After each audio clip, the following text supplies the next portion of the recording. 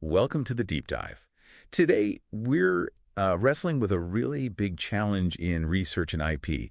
It's this kind of knowledge paradox. It's a big one. We're looking at this, well, pretty radical proposal for a new setup. They're calling it a Replit for patents and papers. Basically, a decentralized way to handle intellectual property. Right. Transforming scientific literature from static PDFs into something, well, verifiable and even executable.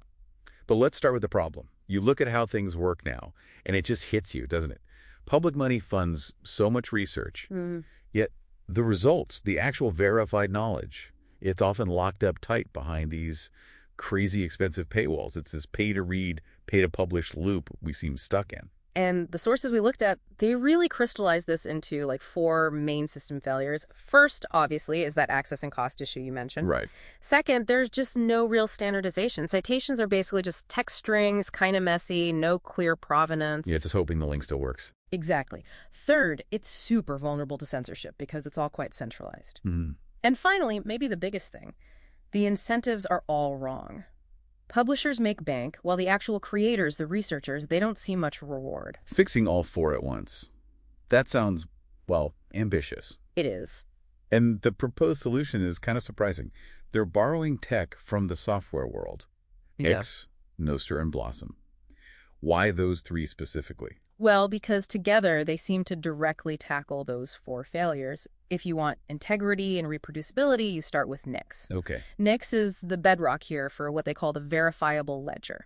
You treat the paper or the patent not just as a document, but like a software build you can reproduce. Okay, let's break that down. How does NIX actually guarantee trust? Are we just trusting whoever runs the NIX server? No, absolutely not. And this is like the crucial bit. It shifts from being input addressed to being content addressed. Content addressed. Yeah. So a NIX derivation specifies everything, the source, the data, all the dependencies. But the hash, the unique ID, isn't based on the inputs. It's calculated from the output itself, the actual resulting paper or data. Ah, okay. So the identifier comes from the thing itself, not from where it was published or who made it. Precisely. The integrity is baked in via cryptography, It's guaranteed by math, not by the fancy nameplate on the journal. That mathematical guarantee feels huge. So if a research paper is defined by a deterministic NIX build running in its own little sandbox, it means anyone, any researcher anywhere, can just run a quick check command, NIX build check, and get cryptographic proof they've reproduced the exact same result, bit for bit. That's it. Computational integrity completely locked down, reproducibility solved. Okay, integrity solved. Oh, But how do you share it without it getting taken down or lost? Censorship resistance. Right. That's where Nostr steps in. Think of Nostr as like a decentralized message bus or an intent bus. An intent bus. Yeah, identity is just based on public keys, like in crypto.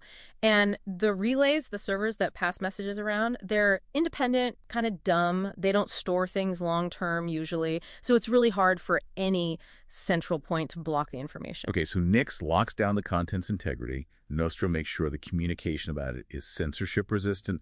What about the actual files? The big PDFs, the huge data sets?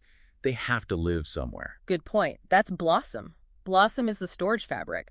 It handles the large files, and crucially, it's also content addressed. Ah, so the hash links up. Exactly. The hash of the PDF or the dataset stored in Blossom is the same hash that's referenced in the NIX derivation.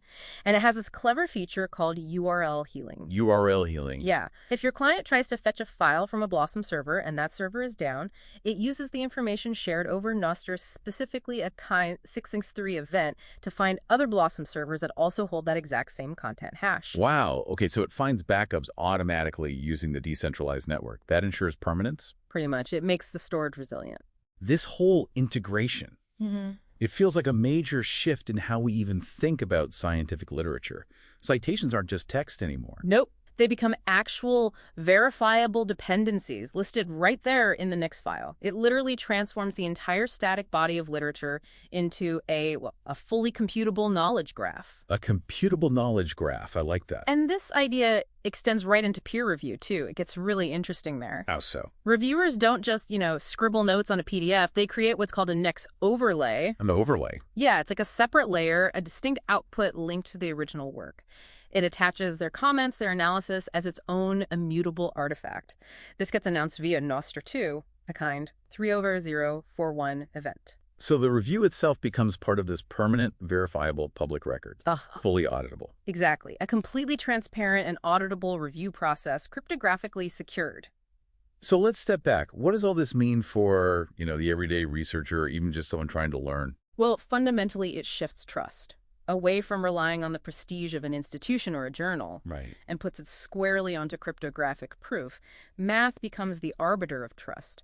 And because it's all distributed using Nix, Noster, and Blossom, the scientific record becomes, well, effectively permanent and really, really hard to censor. So the core value is verifying the integrity before you even see the content. Trust is built from the ground up. That's the idea, ensuring trustworthiness right from the foundational data itself. Okay, so looking ahead, what's the really provocative potential here? Where could this lead? For me, the really exciting future is integrating this verifiable, computable knowledge graph with things like large language models with AI. Ah, okay. How would that work? Imagine LLMs that could perform automated peer review, checking the computational steps. Or maybe even generate genuinely novel hypotheses, but hypotheses that are guaranteed to be grounded in scientific work that is already verifiably reproduced. So the AI's output would inherit the trustworthiness of the underlying verified data. Precisely. It could dramatically increase the reliability and trustworthiness of AI getting involved in scientific discovery. That's a huge leap. So the final thought for you, the listener, is to really consider what changes when the integrity of knowledge isn't guaranteed by who published it, but by the content itself, verified by math. That's the real deep dive.